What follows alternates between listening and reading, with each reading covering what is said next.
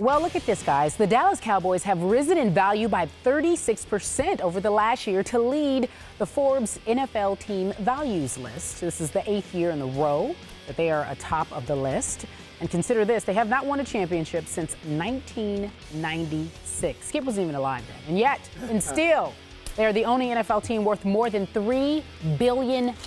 Say that again. $3 billion. That's with a B.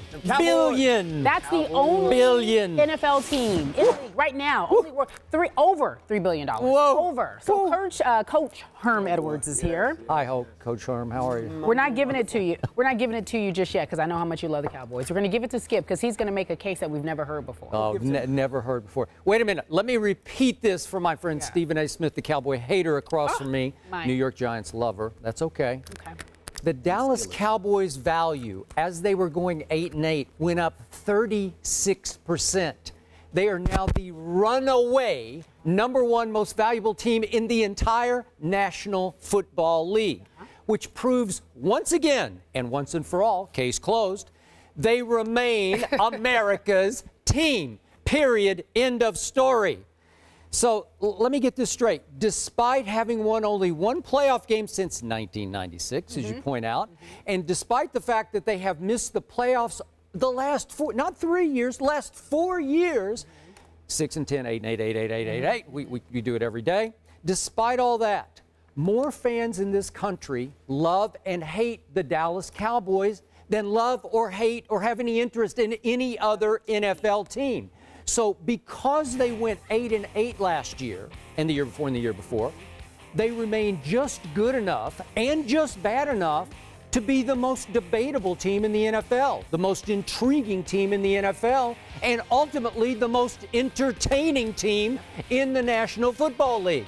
And I try to remind my dear friend Stephen A. Smith on a daily basis that when we talk about the 8-8, 8-8, 8-8 Dallas Cowboys, nobody is touching that dial. Nobody's turning that station because everybody has an opinion about the runaway most valuable team in the National Football League. They might not have the most valuable players, but they are the most valuable team, and they generate annually the biggest TV ratings because they are the Dallas Cowboys, America's team. Everybody thinks of them as America's team, which is why they are the most valuable team by 36% more off an 8-8 year. Case closed. Carrie, we could just go to the next topic because there's really not much for this gentleman to say at this point. The Patriots had a 44% increase from last year, which was the highest for any team. Let's take that into consideration. Dallas increased in value by 36%. The Patriots increased in value by 44%. They're climbing, not to mention they're second best in terms of overall value. And, oh, by the way, Coach, when we talk about America, it's not just the land of the free, the home of the brave. It's widely recognized as the greatest nation on earth. And here's the deal. We're winners. And last time I checked, the New England Patriots, with the exception of Tom Brady's second year after winning the Super Bowl, 9-7, he and the Patriots have never lost less than 10 games. I'm sorry, have never won less than 10 games. That was only twice. Another 11-5 season, twice. Outside of that, Skip Bayless, once. Outside of that, they've won a minimum of 12 games. I'm sorry, when I think about America's team, I think about winners. I see an owner who's a winner. I see a quarterback who's a winner. I see a coach who's a winner. I don't see a head coach, that's really an offensive coordinator disguised as a head coach. I don't see a team with 3 or 4 different offensive coordinators. I don't see a team with 2 or 3 different GMs. I don't see a team with a son that's sitting there and has to whisper in his owner's ear, please don't take Johnny Manziel. Please don't take Johnny Manziel. What I see is a team that is competitive and challenging for a championship every year, and I think it is appropriate that their value has increased more than anybody in the NFL because the New England Patriots, and this is from a native New Yorker, the New England Patriots are truly the team worthy of being America's team as opposed to those frauds in Big D. Here's the deal. Coach Herm Edwards just said something that I believe buffers my argument even more. I didn't even realize this.